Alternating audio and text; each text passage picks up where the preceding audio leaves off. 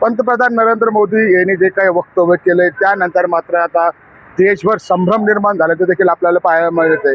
याच्या मागचं नेमकं काय कारण असू शकतं, काय परिस्थिती निर्माण होणार आहे हे आज मी जाणून घेणार आहे। मी आज छत्रपती संभाजीनगरच्या एका पेट्रोल पंपावरती आलेलो आहे आणि ज्या पद्धतीने पेट्रोल जपून वापरा, तेल कमी वापरा, सोनं खरेदी करू नका असं जे काही वक्तव्य केलेलं आहे या मागे नेमकं काय कारण असू शकतं हे देखील मी आता जाणून घेणार आहे। जनतेच्या मनामध्ये काय आहे, जनता संभ्रमात आहे का हे देखील मी जाणून घेणार आहे। त्या पद्धतीने मी काही सर्वसामान्य नागरिक आहेत त्यांच्याशी चर्चा करणार आहे। काय वाटतं मोदी साहेबांनी जे काही वक्तव्य केलेले, पेट्रोल जपून वापरा, सोनं खरेदी करू नका, यामागे काय वाटतं तुम्हाला? आता याच्यामुळे काय होतं, सामान्य जनतेमध्ये त्यांचं जे स्टेटमेंट आलेलं आहे की पेट्रोल सांभाळून वापरा, जनतेमध्ये संभ्रम निर्माण होतो तेव्हा पेट्रोल येणार आहे की नाही। त्यामुळे आता हे सगळीकडे गर्दी वाढणारच आहे आणि सोनं खरेदी करू नका असं भविष्यामध्ये इफेक्ट म्हणजे वेगळा होतो ना।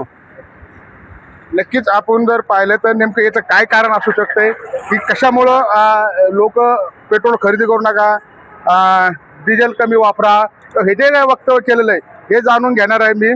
काय वाटतं मोदींनी जे काही वक्तव्य केलेलं आहे की पेट्रोल जपून वापरा, सोनं खरेदी करू नका, याच्या मागचं काय कारण असू शकतं? याच्या मागचं कारण आहे सर, सोनं आपण घरी ठेवून तरी काय करणार, सोनं सरकारकडे पाहिजे तरच आपला त्याचा रेट वाढेल, त्याचा 1 रुपयाची किंमत वाढेल। आपल्या सोनं खरेदी करायला नाही पाहिजे, सोनं बँक सरकारकडेच पाहिजे सध्या। म्हणजे जे वक्तव्य केलं ते योग्य वाटतं? 100% ओके त्याच्या मागे दुसरं काही कारण असू शकतं? नाही 100% ओके। त्याच्यामुळे एकच कारण सर, आपला 1 रुपयाची किंमत वाढायला पाहिजे मार्केटमध्ये।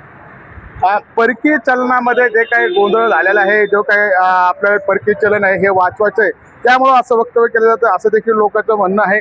काय काय वाटतं तुम्हाला, जे काही नरेंद्र मोदींनी जे काही वक्तव्य केलं, पेट्रोल कमी वापरा, डिझेल कमी वापरा, गॅस कमी वापरा, सोनं खरेदी करू नका, याकडे कसं पाहता तुम्ही? काय वाटतं तुम्हाला? नाही, आता जेवढं लागेल तेवढं तर वापरावंच लागेल ना, पेट्रोल जेवढं लागेल तेवढं वापरावंच लागेल ना।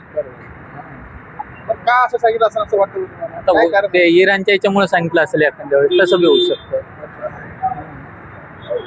नक्कीच आणखी काही नागरिक आहेत, आपण त्याची देखील चर्चा करणार आहोत आणि त्यांच्या मनामध्ये काय आहे, काय संभ्रम निर्माण झालेला आहे हे देखील आपण जाणून घेणार आहोत की हे कशामुळं झालेलं आहे असं। आणि हे काय सांगाल तुम्ही की नरेंद्र मोदी यांनी जे काही वक्तव्य केलेले, पेट्रोल डिझेल कमी वापरा, याच्या मागे काय कारण वाटतं तुम्हाला? काहीतरी कारण असतं, कशामुळं म्हणतात? काही सांगता येत नाही।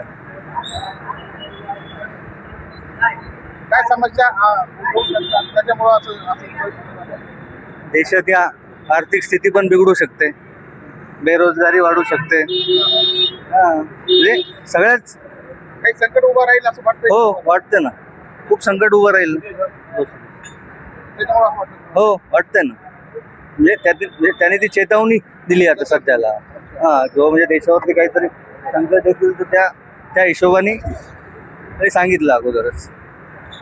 ज्या पद्धतीने नरेंद्र मोदी यांनी जे काही एक प्रकारची चेतावणी दिल्याचं वक्तव्य देखील काही नागरिक येत आहे। मात्र देशाचे विरोधी पक्ष नेता राहुल गांधी यांनी सांगितलेलं की ही जी काही परिस्थिती आहे त्यांना देश हाताळता येत नाही, त्यामुळं असं वक्तव्य केलेलं आहे, हा देश उचलीला काढला की काय असं वक्तव्य देखील राहुल गांधींनी केलं आहे। त्यामुळे सर्वसामान्य नागरिक देखील आता भ्रमित झालेला आहे आणि येणाऱ्या काळामध्ये मात्र काय परिस्थिती निर्माण होते हे देखील पाहणं महत्त्वाचं ठरणार आहे। संजय आहेर, एलिस मराठी, छत्रपती संभाजीनगर।